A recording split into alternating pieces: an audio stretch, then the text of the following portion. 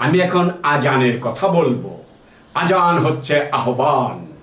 আহ্বান অর্থ ডাক, নামাজের ডাক, নামাজের দাওয়াত, কল্যাণের জন্য এসো, মঙ্গলের জন্য আসো। 5 ওয়াক্ত নামাজের জন্য 5 বার আজান দেওয়া হয়, ফজর, জোহর, আসর, মাগরিব, এশা। আজান হলে পরে আমরা কি বুঝতে পারি? এদিকে দেখেন, আজান হয়েছে, নামাজের ওক্ত হয়েছে, মসজিদে যেতে হবে, জামাতে অংশগ্রহণ করতে হবে, নামাজ পড়তে হবে। আজান এবং নামাজ হলো পাক পাঞ্জাতন। এখন আপনি যদি বলেন, ও রহিম ভাই কই যান, তো রহিম ভাই কি বলবেন? ভাই আমি ওই জায়গায় যাইতেছি। আজান কিভাবে হয়েছিল? আল্লাহু আকবার বলে আজান হয়েছে, অর্থাৎ আল্লাহকে ডাকা হয়েছে। রহিম ভাইতে বললেন আমি ওই জায়গায় যাইতেছি। আল্লাহকে যখন ডাকা হয়েছে, আল্লাহ কি বলবেন আমি এই জায়গায় আইতেছি? হ্যাঁ, আল্লাহ এটাই বলেন যে আমি এই জায়গায় আইতেছি। রহিম ভাই যে বললেন আমি ওই জায়গায় যাইতেছি, যাওয়াটা হচ্ছে প্রশ্ন। আল্লাহ যে বলেন আমি এই জায়গায় আইতেছি, আসাটা হলো তার উত্তর। তো দেখেন আপনি কিভাবে আল্লাহ এই জায়গায় আসেন। আপনি যখন সজোরে আল্লাহু আকবার বলে চিৎকার করে উঠলেন, আপনার এই আল্লাহু আকবারের যে ধ্বনি, আওয়াজ আকাশের দিকে ভাসতে ভাসতে যেতে থাকে। যখন আপনার আল্লাহু আকবারের ধ্বনিটি মহান আল্লাহ পাক রব্বুল আলামিনের কানে গিয়ে পৌঁছায়, তখন মহান আল্লাহ পাক রব্বুল আলামিন দ্রুত গতিতে দৌড়াইয়া নিচের দিকে নেমে আসেন এবং চতুর্থ আসমানে এসে আল্লাহ পাক আল্লাহু আকবারের ধ্বনিটি সাদরে গ্রহণ করে নেন। সাদরের অর্থ বুঝেন আপনারা? ও মুসল্লি ভাইয়েরা, সাদর কাকে বলে? সাদরের অর্থ বুঝেন? সাদরের অর্থ বুঝতে হলে ছোট একটা উদাহরণ দিতে হবে। উদাহরণটি এইভাবে এসছে, মা যখন শিশুকে ঘুমের ঘরে রেখে রান্নার কাজে ব্যস্ত থাকেন, শিশুটি তখনই ঘুম থেকে জেগে ওঠেন এবং মাথা নেড়ে এদিক সেদিক দেখতে থাকেন, মাকে খুঁজছেন। শিশুটি যখন মাকে দেখতে না পান, তখন শিশুটি সজোরে চিৎকার করে ওঠেন, ওয়া ওয়া করে চিৎকার করতে থাকেন। ওই ওয়া ওয়া শব্দের ধ্বনিটি যখন মায়ের কানে গিয়ে পৌঁছায়, মা তখন দ্রুত গতিতে রান্নার কাজ ছেড়ে দিয়ে দৌড়াইয়া শিশুটির কাছে চলে আসেন এবং শিশুটিকে থাপা দিয়ে বুকে জড়িয়ে নেন। তদ্রূপ আল্লাহ পাক যখন আল্লাহু আকবারের ধ্বনিটি শুনতে পান, তখন মহান আল্লাহ পাক রব্বুল আলামিন মায়েরই মতো দ্রুত গতিতে দৌড়াইয়া নিচের দিকে নেমে আসেন এবং চতুর্থ আসমানে এসে আল্লাহ পাক আল্লাহু আকবারের ধ্বনিটি মায়েরই মতো থাপা দিয়ে বুকে জড়িয়ে নেন। এই হলো সাদরের অর্থ। আচ্ছা, শিশুটি যে ওয়া ওয়া করে চিৎকার করেছিলেন, শিশুটি তো কিছু বলেছিলেন, আমরা শুনতে পেয়েছি শিশুটি ওয়া ওয়া করে চিৎকার করছেন না, শিশুটি তার মাকে ডেকেছিলেন, ও মা, ও মা। আমরা শুনতে পেয়েছি ওয়া ওয়া। এই ওয়া ওয়া শব্দের ধ্বনিটি যখন মায়ের কানে গিয়ে পৌঁছল, মা তখন স্পষ্ট শুনতে পেলেন আমার শিশু আমাকে ও মা বলে ডাকছেন। তখনই মা দ্রুত গতিতে দৌড়াইয়া শিশুটির কাছে চলে যান এবং শিশুটিকে থাপা দিয়ে বুকে জড়িয়ে নেন। তদ্রূপ আল্লাহ পাক যখন আল্লাহু আকবারের ধ্বনিটি শুনতে পান, তখন মহান আল্লাহ পাক রব্বুল আলামিন মায়েরই মতো বুঝতে পারেন আমার বান্দা আমাকে ডেকেছেন। তখন মহান আল্লাহ পাক রব্বুল আলামিন মায়েরই মতো দ্রুত গতিতে দৌড়াইয়া নিচের দিকে নেমে আসেন এবং চতুর্থ আসমানে এসে আল্লাহ পাক আল্লাহু আকবারের ধ্বনিটি মায়েরই মতো থাপা দিয়ে বুকে জড়িয়ে নেন। এই হলো আজানের অর্থ। কেমন লেগেছে আজান আপনাদের মাঝে? আজান ভালো লেগেছে? আলহামদুলিল্লাহ, আলহামদুলিল্লাহ, আলহামদুলিল্লাহ। সময় সংক্ষিপ্ত, আর না হয় আমি হাসরের ময়দানে আমাদের কি বিচার হবে এই ব্যাপারে আমি আমি আর একটু কথা বলতে চেয়েছিলাম, কিন্তু এখানে অনেক আলেম ওলামে মক্তবরা বসে আছেন, সিরিয়ালে লাইন ধরে বসে আছেন। তারা এখন নিজেদের মধ্যে নিজেরা মনে মনে দর কষাকষি করছেন, কার আগে কে বক্তৃতা করবেন এই নিয়ে এখন তাদের মধ্যে মনে মনে দ্বন্দ্ব চলছে। দেখুন না চেহারার দিকে তাকিয়ে, এক একজনের চেহারার অবস্থা হয়েছে কি, রাগে জিদ্ধে টমাটোর মতো লাল হয়ে গিয়েছেন। আমার ব্যাপারেও তারা মনে মনে বলা বলি করছেন, ওই বেটা সর কয়ে দিলাম, নাইলে তোরে একটা লাথি মাইয়া ফালাই দেবো। আমরা কি বক্তৃতা করব না? আমরা কি বক্তৃতা করতে জানি না? হ্যাঁ জানেন, বক্তৃতা করতে জানেন, বক্তৃতা আপনারা করবেন। আমাকেও কোনো লাথি টাথি মারতে হবে না। যদি আমাকে আর একটু সময় দেওয়া হয় তাহলে হয়তো আজকে আপনারা এইখানে বক্তৃতা করতে পারবেন বলে আমি আশা করছি। আর যদি আমাকে লাথি মেরে ফেলে দেওয়ার চেষ্টা করা হয়, আমিও কম নই। বাংলাদেশের 64টি জেলার মধ্যে সর্বাধিক এগিয়ে 1 নম্বরে আছে এই গ্রাম বাংলা মুন্সিগঞ্জ জেলা হলো বাংলাদেশের প্রদীপ। আমি বাংলার প্রদীপে জন্মগ্রহণ করেছি। আমার জীবনকে বাঁচিয়ে রাখার জন্য আমি ক্ষণে ক্ষণে মৃত্যু দেখেছি। আমি স্বেচ্ছায় মৃত্যুবরণ করতে চেয়েছি, মৃত্যু আমাকে গ্রহণ করে নাই। মৃত্যু আমাকে ধরেও দেখেনি, মৃত্যু আমাকে ছুঁয়েও দেখে নাই। আমি তখন বুঝতে পারলাম মৃত্যু বুঝি আমাকে ভয় পেয়েছে।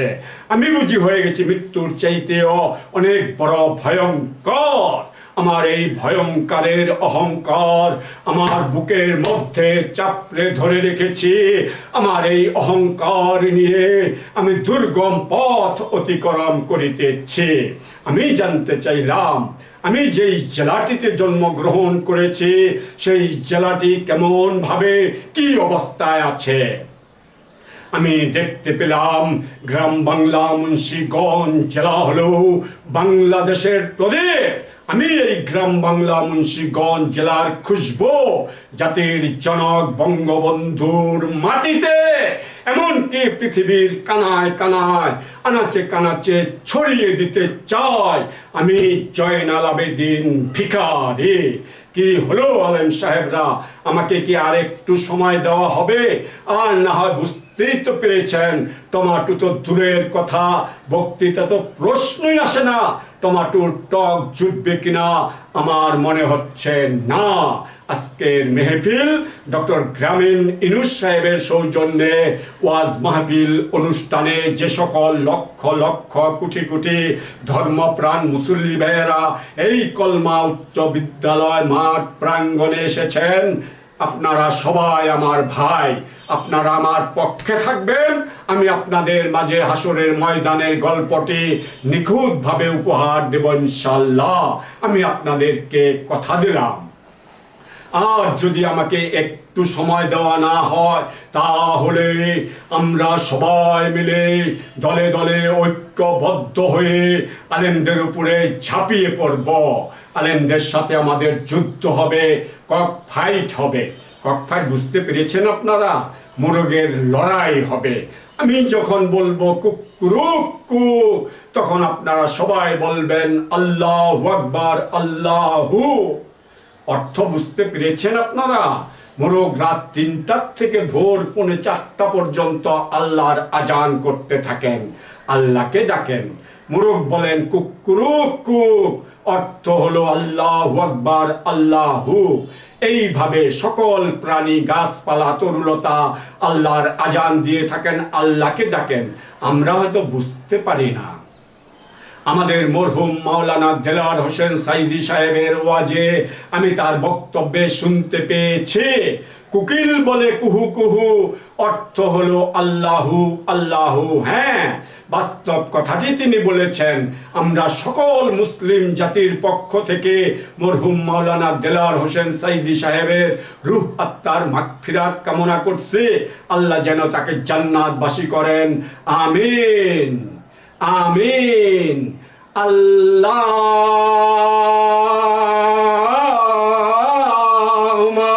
আমিন। আপনারা একটু থামেন। একজন আলেম হয়তো পায়জামা পাঞ্জাবি ঝাড়াঝাড়ি করতেছেন, উনি হয়তো সময় নির্ধারণের জন্য মাইকের সামনে আসতে পারেন। দেখছেননি আলেম সাহেবকে দেখতে কেমন কুচকুচ্চা কালো গজার মাছের মতন দেখতে। আরে বাপরে বাপ, কি মোটার মোটা আলেম সাহেব। পরের বাড়ি খানা খাইয়া দেহের অবস্থা করছে কি সর্বনাশ। যুদ্ধকালীন অবস্থায় ওই মোটা আলেম বেটা যদি আমার উপরে পড়ে যায় তাহলে তো আমার দম শেষ। যুদ্ধকালীন অবস্থায় যদি আপনারা দেখতে পান যে ওই মোটা আলেম বেটা আমার উপরে পড়ে গেছে, তাহলে সবাই মিলে দৌড়ে এসে ওই আলেম বেটাকে আমার উপরে থেকে টান্না মিন্না সরাইবেন। আর না হয় আমি আপনাদের মাঝে হাসরের ময়দানের গল্পটি উপহার দিতে পারবো না। একই আলেম সাহেব দিয়ে পাঞ্জাবির হাতা মাথা ভুট্টা চুট্টা আইতাছেন, উনি কি যুদ্ধের প্রস্তুতি নিয়ে আসতেছেন? আমিও রেডি হয়ে যাই। হা শুনেন, আমি ওনাকে আগে থেকেই সালাম দিয়ে ফেলবো। সালাম দিলে হবে কি, আল্লাহ পাকের রহমত ওনার উপরে বর্ষিত হবে। ওনার যদি কোনো রাগ জিদ থাকিয়া থাকে একেবারে ফ্রিজের পানির মতো ঠান্ডা হয়ে যাবে। আসতেছে আসতেছে। আসসালামু আলাইকুম ভাইজান। আরে কি ব্যাপার বলুন তো, আপনি যেইভাবে পাঞ্জাবির হাতা মাতা গোটায় মোটায় আইতাছিলেন, আপনি কি কিছু করতে আইছেন নাকি কিছু বলতে আইছেন? ও, আপনি বলতে এসেছেন। ঠিক আছে ভাই, আপনি কি বলবেন? আল্লাহ রসুলের নাম নিয়া আল্লাহু আকবার বলে আজান দিয়া বলে ফেলান। ভয়ের কোনো কারণ নাই, আমি আপনার ভাই, আমি আপনার পাশেই আছি। প্রয়োজন হলে আমি আপনাকে এইভাবে জড়িয়ে ধরে রাখবো। শুনেন ভাই, উল্টা সিধা কিছু বললেন না। উল্টা সিধা কিছু বইলে আজকে আপনি এখান থেকে বাইজ্ঞা যেতে পারবেন না।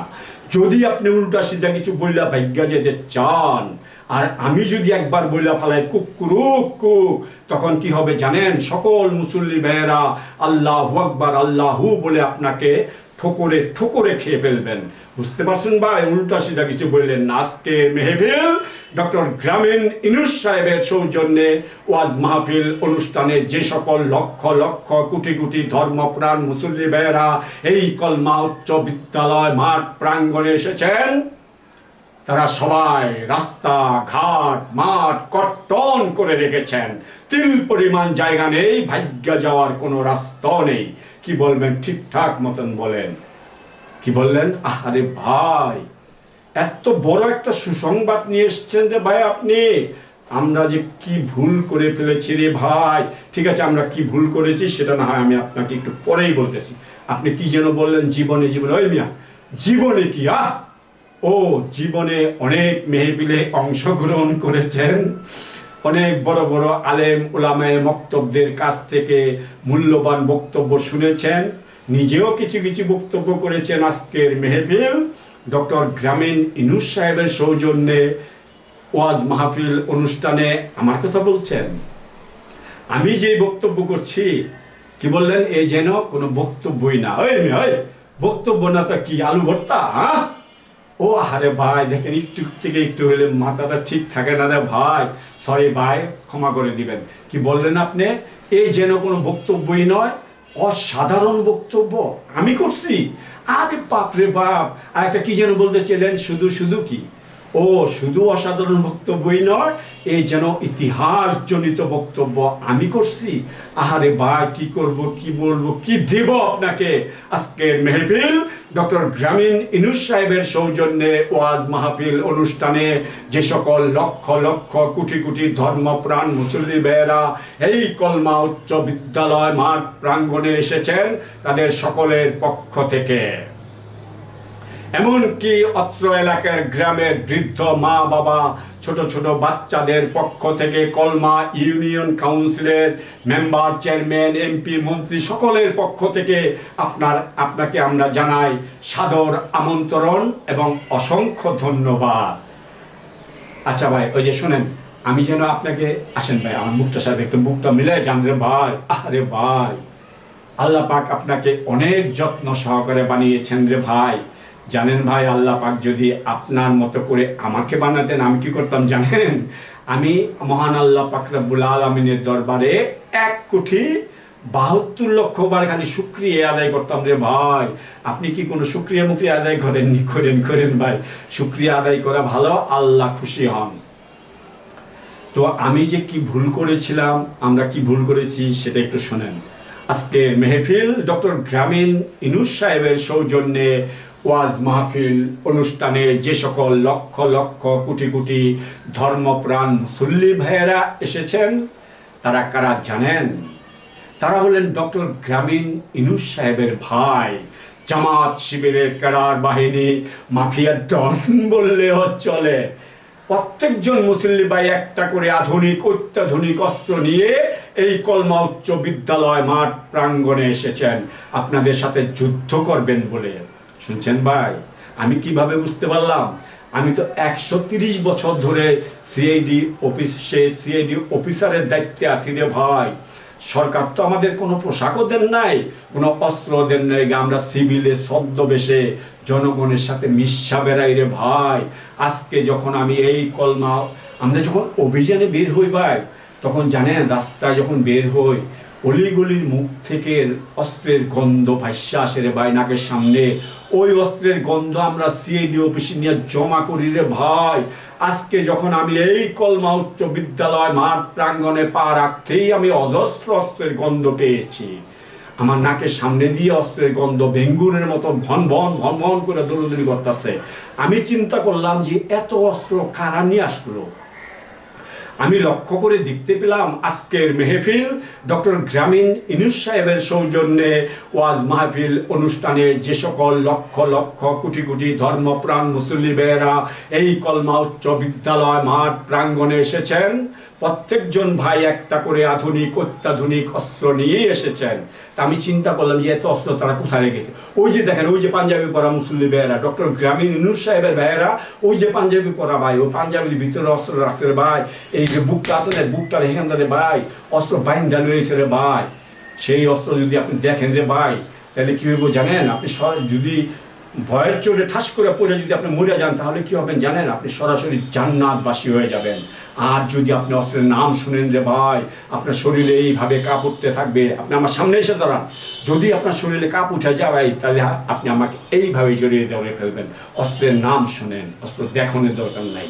আজকের মেহফিল ডক্টর গ্রামীণ ইনুস সাহেবের সৌজন্যে যে সকল লক্ষ লক্ষ কোটি কোটি ধর্মপ্রাণ মুসল্লি ভাইয়েরা এই কলমা উচ্চ বিদ্যালয় মাঠ প্রাঙ্গণে এসেছেন, তারা প্রত্যেকজন মুসল্লি ভাই একটা করে আধুনিক অত্যাধুনিক অস্ত্র নিয়ে এসেছেন। সেই অস্ত্র কোথায় রেখেছে দেখেছেন? ওই যে পাঞ্জাবি পরা মুসল্লি ভাইয়েরা হচ্ছেন, এই যে বুকটা বান্ধা নিয়েছে ভাই। মুসল্লি ভাইয়েরা যখন নিঃশ্বাস টান দেয় রে ভাই, বুকটা যখন ফুল্লা ওঠে রে ভাই, তখন অস্ত্রের বাট দেখা যায় রে ভাই, অস্ত্রের বাট দেখা যায়। সেই অস্ত্রের নাম হলো লা ইলাহা ইল্লাল্লাহু মুহাম্মাদুর রাসূল। শুনছেন ভাই? জমিন থেকে আকাশ ছোঁয়া অস্ত্র হলো লা ইলাহা ইল্লাল্লাহু মুহাম্মাদুর রাসূল নিয়ে এসছেন সকল মুসল্লি ভাইয়েরা আমার। জানেন এরা আছে ডক্টর গ্রামীণ ইনুস সাহেবের ভাই, অনেক জমিন থেকে আকাশ ছোঁয়া অস্ত্র নিয়ে আসছেন লা ইলাহা ইল্লাল্লাহু মুহাম্মাদুর রাসূল। ঠিক আছে ভাই, আপনি ওইখানে গিয়ে বসেন, বক্তব্য, ওয়াজ, লেকচার, বয়ান সব শুনতে পাবেন। আস্তে আস্তে যান ভাই, পড়ে গিয়ে যদি মরে যান তাহলে তো আপনি সরাসরি জান্নাতে চলে যাবেন। আর আপনার যে আলিমিনি থানায় গিয়ে ওসি সাহেবকে বলবেন, ওসি সাহেব এই সিডি বেটা আমার আলেম বেটারা মাইরা হালাইছে, আপনি যাবেন গা জান্নাতে, আর আমারে থানা পুলিশে ধৈর্য লয়ে যাব জেল হাজতে রে ভাই। আস্তে আস্তে যান, মরেন না রে ভাই, পড়ে না মরেন না। আসলে কি মুসল্লি ভাইয়ের আলেম সাহেব অত্যন্ত ভদ্র এবং ঠান্ডা মস্তিষ্কের লোক। আমি কিভাবে বুঝতে পারলাম? আমি যখন আলেম সাহেবের বুকের সাথে বুকটা মিলাইলাম রে ভাই, আলেম সাহেবের শরীরটা এত ঠান্ডা, আমার কাছে মনে হলো যে আমি ফ্রিজ ধরে খাড়ে রয়েছি। এই ধরনের একটা অনুভূতি আমার মধ্যে জেগে উঠেছিল রে ভাই। আসলে কি বলতে গেলে একটু থেকে একটু 19 থেকে 20 হলেই এই ধরনের ভদ্র আলেম যারা, তারা নার্ভাস ফিল করেন, ভয় পেয়েছেন। আপনাদের গর্জন হুয়াঙ্কার শুনে আলেম সাহেব বড় ধরনের ভয় পেয়েছেন।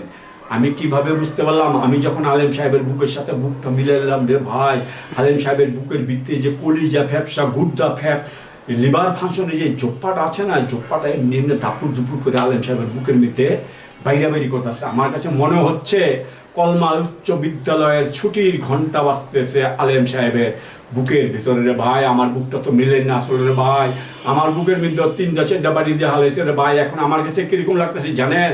মন্দির পূজারীরা যখন মন্দিরে পূজা দর্শনে যান, তখন কিন্তু বারান্দার মধ্যে এত বড় একটা পিতলের ঘন্টা ঝুলানো থাকে, আবার দড়িমড়ি দিয়ে বান্ধা থাকে। ছোট ছোট বাচ্চারা ওই দড়ি দিয়ে ফালদা ধরে টান্দাজ ছাইড়ে দিলে ভাই ঢ্যাং ঢ্যাং ঢ্যাং ঢ্যাং করতে থাকে না, আমার ভিতরে মন্দিরের ঘন্টার মতন বাইরে যেতে ভাই ঢ্যাং ঢ্যাং ঢ্যাং ঢ্যাং করে। আমার কাছে এখন কিরকম লাগতেছে জানেন? বাংলাদেশের জাতীয় প্রতীক।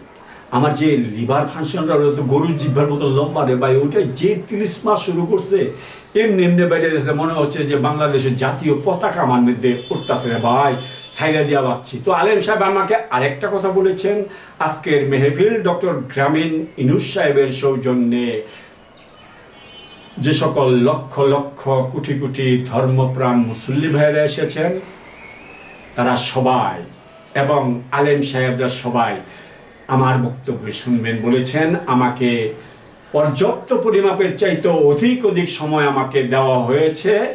আলেম সাহেব বলেছেন আমি যতক্ষণ ইচ্ছে বক্তব্য করব, তারা আমার বক্তব্যই শুনবেন, তারা বক্তব্য করেন আর না করেন। তাহলে আর দেরি করে লাভ কি, শুরু করলাম হাসরের ময়দান। বিসমিল্লাহির রহমানির রহিম। কিয়ামতের 10 মাস 10 দিন পরে হাসরের ময়দান খোলা হবে। কিয়ামতের 10 মাস 10 দিন পরে কেন হাসরের ময়দান খোলা হবে আপনারা বলতে পারেন? আমরা তো মায়ের গর্ভে 10 মাস 10 দিন ছিলাম। 10 মাস 10 দিন পরে আমরা মায়ের গর্ভ থেকে এই পৃথিবীর বুকে জমিনে জন্মগ্রহণ করেছি। এটা হলো প্রশ্ন। কিয়ামতের 10 মাস 10 দিন পরে আমাদের আবার পুনর্জন্ম হবে হাসরের ময়দানে, এটা হলো উত্তর। লক্ষ লক্ষ কোটি কোটি আত্মা থাকবো আমরা হাসরের ময়দানে। একটি মঞ্চ থাকবে, মঞ্চে 2টি চেয়ার থাকবে। এক চেয়ারে বসবেন মহান আল্লাহ পাক রব্বুল আলামিন, দ্বিতীয় চেয়ারে বসা থাকবেন হুজুর পাক সাল্লাল্লাহু আলাইহি সাল্লাম। এখন আমার বিচার হবে। মহান আল্লাহ পাক রব্বুল আলামিন আমাকে বলবেন, জয়নাল আবেদিন, আমি যখন তোকে পৃথিবীর বুকে জমিনে পাঠাই তখন আমি তোকে একটা শর্ত দিয়েছিলাম। আমার শর্ত পালন করবি বলে তুই আমার সাথে ওয়াদা করেছিলি। আমার শর্ত তো পালন করেছই নাই। তুই যে আমার সাথে ওয়াদা করেছিলি সেই ওয়াদার বরখলাপ করেছিস, যা কিছু করেছিস উল্টোটাই করেছিস। আজকে তোরে আমি এমন সাজা দিব, জাহান্নামের দোজকে দিব। এই কথা বলার পর মহান আল্লাহ পাক রব্বুল আলামিন হুজুর পাক সাল্লাল্লাহু আলাইহি সাল্লামকে বলবেন, হে দোস্ত, জয়নাল আবেদিনকে যখন আমি পৃথিবীর বুকে জমিনে পাঠাই তখন আমি জয়নাল আবেদিনকে একটা শর্ত দিয়েছিলাম। আমার শর্ত পালন করবে বলে জয়নাল আবেদিন আমার সাথে ওয়াদা করেছিল। আমার শর্ত তো পালন করেই নাই। জয়নাল আবেদিন যে আমার সাথে ওয়াদা করেছিল সেই ওয়াদার বরখলাপ করেছে, যা কিছু করেছে উল্টোটাই করেছে। তো আমি সিদ্ধান্ত নিয়েছি জয়নাল আবেদিনকে আমি জাহান্নামের দোজকে দেব। আপনি কি বলেন? তখন হুজুর পাক সাল্লাল্লাহু আলাইহি সাল্লাম বলবেন, হে মহান আল্লাহ পাক রব্বুল আলামিন, আপনি সর্বশক্তিমান, আপনি সব কিছুর মালিক, আপনি সব কিছুই করতে পারেন। জয়নাল আবেদিনকে আপনি ক্ষমা করে দেন। তখন মহান আল্লাহ পাক রব্বুল আলামিন বলবেন, হ্যাঁ দোস্ত, আমি জানতাম আপনি এই কথাটাই বলবেন। আমি তো আপনার কথা ফেলতে পারি না, আমি আপনার কথা ফেলবো না। আপনি যখন বলেছেন ঠিক আছে আমি জয়নাল আবেদিনকে ক্ষমা করে দিলাম, যা জয়নাল আবেদিন তুই জান্নাতের ঘরে প্রবেশ কর। আমি যখন জান্নাতের ঘরে যাওয়ার জন্য এক কদম তুলব, পিছন থেকে সেকেন্ডের মধ্যে একজন দৌড়ে এসে বলবেন, হে মহান আল্লাহ পাক রব্বুল আলামিন, আমি তো জয়নাল আবেদিনের কাছে 300 টাকা পামু। আমি তো 300 টাকার একটা দাবি রেখেছিলাম, আমি তো আমার দাবি ছাড়ি নাই, আমার দাবি আমি ছাড়বো না। এই কথা বলার পর মহান আল্লাহ পাক রব্বুল আলামিন পাওনাদারের মুখের দিকে তাকিয়ে দেখবেন, আমি পাপী অধম জয়নাল আবেদিন আমার দিকেও তাকিয়ে দেখবেন এবং হুজুর পাক সাল্লাল্লাহু আলাইহি সাল্লামের মুখের দিকে তাকিয়ে দেখবেন, কিছুই বলবেন না। হুজুর পাক সাল্লাল্লাহু আলাইহি সাল্লাম মহান আল্লাহ পাক রব্বুল আলামিনের মুখের দিকে তাকিয়ে দেখবেন, পাওনাদারের দিকে দেখবেন, আমি পাপী অধম জয়নাল আবেদিন আমার দিকেও তাকিয়ে দেখবেন, কিছুই বলবেন না। আমি দৌড়াইয়া চইলা যাবো জান্নাতের ঘরের দরজার সামনে গিয়ে দেখতে পাবো জান্নাতের ঘরের দরজার তালা বন্ধ করা আছে, পাশেই লকার আছে, লকারের জান্নাতের ঘরের দরজার তালার চাবি রাখা আছে। আমরা যাকে বলি বেহেশতের চাবি। ওই বেহেশতের চাবি পক্ষ নেবে, ওই যে 300 টাকা পাবে, 300 টাকার দাবি রেখেছে, ওই দাবিওয়ালার পক্ষ নেবে বেহেশতের চাবি। আকাশে যখন মেঘ জমে তখন কিন্তু বজ্রপাত হয়, ঠাডা পরে গুরুম গুরুম শব্দ হয়। ওই শব্দ শুনেছেন আপনারা? ও মুসল্লি ভাইয়েরা, ওই শব্দ শুনেছেন? আমি তখন কিন্তু আকাশে আবার বিজলিও চমকায়, গাছের শিকড়ের মতো সরসর সরসর করে বিজলি চমকাইতে থাকে। ও বিজলি দেখেছেন আপনারা? আমি যখন লকার থেকে চাবি নেওয়ার জন্য হাত বাড়িয়ে দেব, তখন আমাকে ভেস্তের চাবি ওই বিজলির গতিতে ছিটকে ফেলে দেওয়া হবে 70,000 কিলোমিটার দূরে। ওই 70,000 কিলোমিটারের মধ্যে আছে 35,000 কিলোমিটার দৈর্ঘ্য হলো অগ্নিসাগর। আমি ওই অগ্নিসাগরে ছিটকে পড়ব, পুরে পুরে কয়লা রূপে রূপান্তরিত হয়ে আমি ওই 35,000 কিলোমিটার অগ্নিসাগর অতিক্রম করে আমি দেখতে পাবো একটি বাঁধ, আমরা যাকে বলি কুল সিরাতের পুল, চুলের চাইতেও চিকুন, হীরার চাইতেও ধার।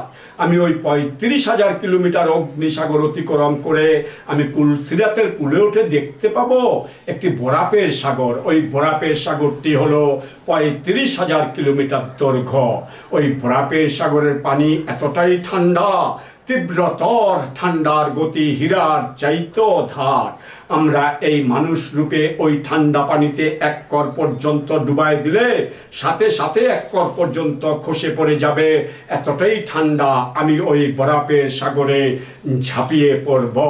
বরফের সাগরের ঠান্ডার প্রবণতায় আমি শক্ত এক টুকরো সীসা রূপে রূপান্তরিত হয়ে আমি ওই 35,000 কিলোমিটার বরফের সাগর অতিক্রম করে আমি হাসরের ময়দানের তীরে এসে দেখতে পাবো বিন্দু পরিমাণ জায়গা নেই। লক্ষ লক্ষ কোটি কোটি আত্মা থই থই থই থই করতেছে হাসরের ময়দানের পাশ দিয়ে সরু একটা রাস্তা, চিকুন একটা রাস্তা আছে। ওই চিকুন রাস্তাটি ধরে আমি থর থর থর থর করে কাঁপতে কাঁপতে জান্নাতের ঘরের দিকে এগুতে থাকবো। হাসরের ময়দানে থাকবেন আমার জন্মদাতা বাবা, থাকবেন আমার গর্ভধারণী জনম দুঃখী মা, থাকবেন আমার ভাই, থাকবেন আমার বোন। তারা আমার খুব সন্নিকটেই চলে আসবেন। ভাই বলবেন এরকম পুরে কয়লা রূপে রূপান্তরিত হয়েছে জয়নাল আবেদিন, ও আমার ভাই, ছি ছি ছি ছি। আমার বোন বলবেন এরকম হয়েছে জয়নাল আবেদিন, ও আমার ভাই, ছি ছি ছি ছি। আমার জন্মদাতা বাবা বলবেন হায় আল্লাহ, আমি এই কুলাঙ্কার সন্তান জন্ম দিয়েছিলাম, ছি ছি ছি ছি। আমার আমার আমার গর্ভধারণী, আমার গর্ভধারণী জনম দুঃখী মা বলবেন হায় আল্লাহ, হায় আল্লাহ, আমি এই কুলাঙ্কার সন্তান আমি আমার গর্ভে ধারণ করেছিলাম, ছি ছি ছি ছি। হায় আল্লাহ, হায় আল্লাহ বলে আমার মা এইভাবে বুক চাপড়াতে থাকবেন আর হায় আল্লাহ বলে চিৎকার করতে থাকবেন। আমার মায়ের চিৎকারের আত্মনাতে কম্পিত হয়ে উঠবে হাসরের ময়দান, থর থর থর থর করে কাঁপতে থাকবে হাসরের ময়দান। আমার মায়ের চিৎকারের ধ্বনি শুনতে পেয়ে হুজুর পাক সাল্লাল্লাহু আলাইহি সাল্লাম 2 চোখের পানি ছেড়ে দিবেন। আমি নেকড়ে কুকুর যেমন ভয়ে 2 পায়ের চিপায় লেজ ঢুকাইয়া কেউ কেউ কেউ কেউ করতে থাকে, আমি ঠিক তেমনি ওই নেকড়ে কুকুরের ন্যায় ভয়ে লজ্জায় মাথা নিচু করে কেউ কেউ কেউ কেউ করতে করতে চলে যাব জান্নাতের ঘরের দরজার সামনে গিয়ে। যখন আমি আবার লকার থেকে চাবি নেওয়ার জন্য হাত বাড়িয়ে দেব, তখন আমাকে বেহেশতের চাবি আগের মতো আবার ছিটকে ফেলে দেওয়া হবে ওই 70,000 কিলোমিটার দূরের অগ্নিসাগরে। আমি অগ্নিসাগর অতিক্রম করব, কুলসিরাতের পুলে উঠবো, বরফের সাগরে ঝাঁপিয়ে পড়বো। বরফের সাগর অতিক্রম করে আমি আবার হাসরের ময়দানে তীরে এসে সরু রাস্তাটি ধরে আস্তে আস্তে জান্নাতের ঘরের দরজার সামনে গিয়ে যখন আমি আবার লকার থেকে চাবি নেওয়ার জন্য হাত বাড়িয়ে দেব, তখন আমাকে বেহেশতের চাবি আগের ন্যায় আবার ছিটকে ফেলে দেওয়া হবে ওই 70,000 কিলোমিটার দূরে জাহান্নামের অগ্নিসাগরে। আমি জাহান্নাম অতিক্রম করতে করতে একেবারে বেঁকে হয়ে আমি হাসরের ময়দানের তীরে এসে আমি আমার ভারসাম্য হারিয়ে ফেলবো। তারপরে তারপরে তারপরে অনেক অনেক কষ্টে সম্মুখ গতিতে আস্তে আস্তে আস্তে জান্নাতের ঘরের দরজার সামনে গিয়ে লকার থেকে চাবি নেব, জান্নাতের ঘরের দরজার তালা খুলবো, জান্নাতের ঘরের দরজা খুলে আমি দেখতে পাবো দুটি পথ, দুটি রাস্তা দুই দিকে চলে গেছে। ডান দিকে যে রাস্তাটি চলে গেছে ওই রাস্তাটি হলো দিনের আলোর জান্নাতের রাস্তা, আর বাই দিকে যে রাস্তাটি চলে গেছে ওই রাস্তাটি হলো ওই রাস্তাটি হলো রাতের অন্ধকারের জান্নাতের রাস্তা। আমি পুরে পুরে হয়ে গেছি কালো, আমি চলে যাব বাইরের দিকের ওই রাতের অন্ধকারের জান্নাতে, আর যারা ভালো নেককার বান্দা তারা চলে যাবেন ডান দিকের ওই দিনের আলোর জান্নাতে। কালো দেখবে কালোকে, ভালো দেখবে আলোকে।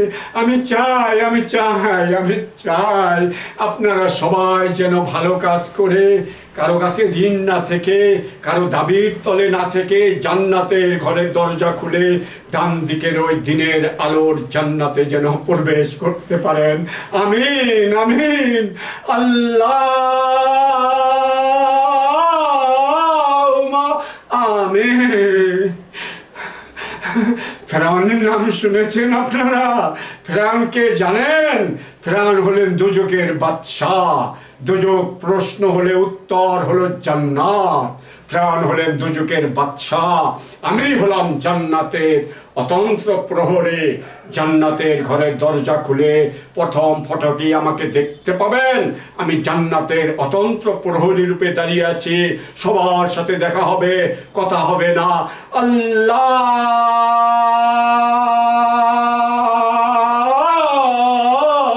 আকবার।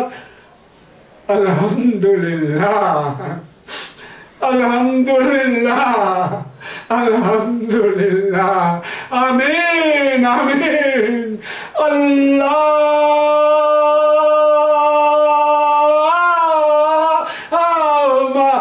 আমিন। আমার একটা কথা ভুল হয়ে গিয়েছে। আমি আপনাদেরকে বলেছিলাম আমার বক্তব্য দীর্ঘায়িত করব না, আমি সংক্ষিপ্ত বক্তৃতা দিয়েই আমার বক্তব্য শেষ করব। আমি তা পারি নাই, আমার বক্তব্য দীর্ঘায়িত হয়ে গিয়েছে। এটাকে আড়াল করা যাবে না, মিথ্যা বলা যাবে না, মিথ্যা আমি বলবো না। গ্রাম বাংলা মুন্সিগঞ্জ জেলার মানুষ মিথ্যা বলতে জানে না, জানে না, জানেন না। এবার আমি চলি। চল চল চল চল চল চল, ঊর্ধ্ব গগনে বাজে মাদল, নিম্নে তল ধরণী তল, অরুণ প্রাতের তরুণ দল। চল রে চল রে চল, চল চল চল চল চল চল চল রে নৌজওয়ান, শুন রে পাতিয়া কান, নিত্য তরুণ দুয়ারে দুয়ারে জীবনের আহ্বান। চল চল চল চল চল চল, উষার দুয়ারে হানি আঘাত, আমরা নিব রাঙা প্রভাত, আমরা টুটা তিমির রাত। বাধার বিন্দা চল, বাধার বিন্দা চল, বাধার বিন্দা চল। চল চল চল চল চল চল চল চল চল চল চল চল। জয় বাংলা, জয় বঙ্গবন্ধু। আসসালামু আলাইকুম, খোদা হাফেজ। চল চল চল চল চল।